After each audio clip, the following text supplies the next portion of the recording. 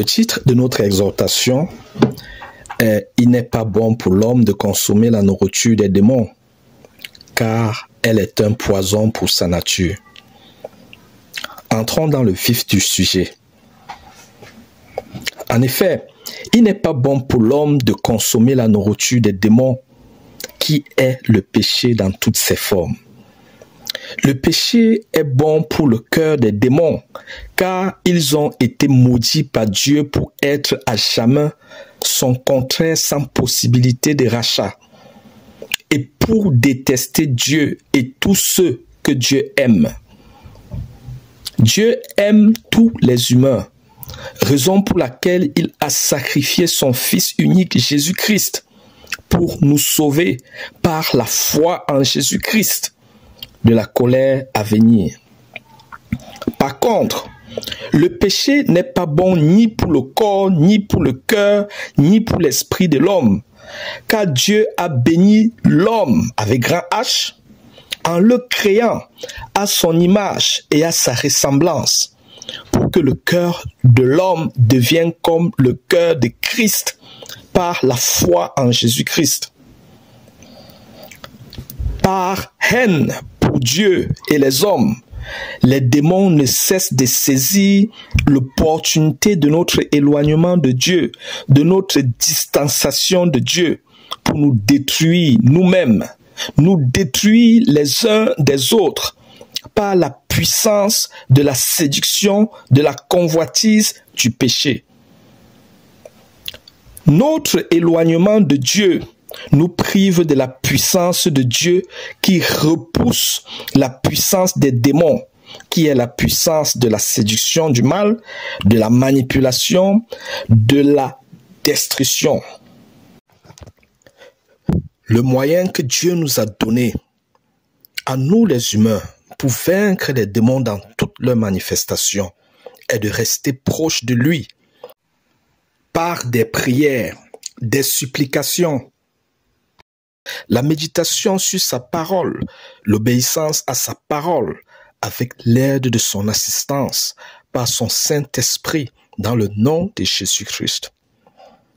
Pour avoir recours à cette puissance de victoire, de transformation, de bénédiction de Dieu, nous devons premièrement la désirer et agir sur notre désir en nous déployant par une repentance sincère et une volonté authentique et une détermination forte de suivre Jésus-Christ.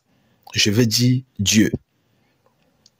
Admirer la beauté de Dieu et son dessein pour lequel il nous a créés à son image et à sa ressemblance. Certainement pour que nous soyons aussi beaux en tant que ses enfants, et que de l'intérieur, je veux dire de notre cœur, nous lui ressemblons en abritant les qualités de son Fils. Je veux dire en acquérant les qualités de son Fils Jésus-Christ dans notre cœur, et que ces qualités se reflètent dans nos pensées et à l'extérieur de nous par nos paroles et nos actions. En Dieu, par Jésus-Christ, nous gagnons du temps, parce qu'il guide nos pas et nos actions en toute situation, sans que nous le sachions même. Parce qu'il nous conduit dans son temps et dans sa saison pour chaque chose dans notre vie, et qu'il protège les bénédictions qu'il nous donne. Sans lui, nous pouvons nous acharner de travail et acquérir des richesses dans un temps différent du temps et de la saison qu'il a prévu pour nous en chaque chose. Richesses sur lesquelles il n'applique pas sa protection et sa bénédiction, et lesquelles, dans un avenir lointain, deviennent pour nous inutiles, temps perdu, ou se perdent, ou même ne se perdent pas, mais n'entrent pas dans les desseins de Dieu pour notre salut, pour votre salut, et pour bénir les générations à venir.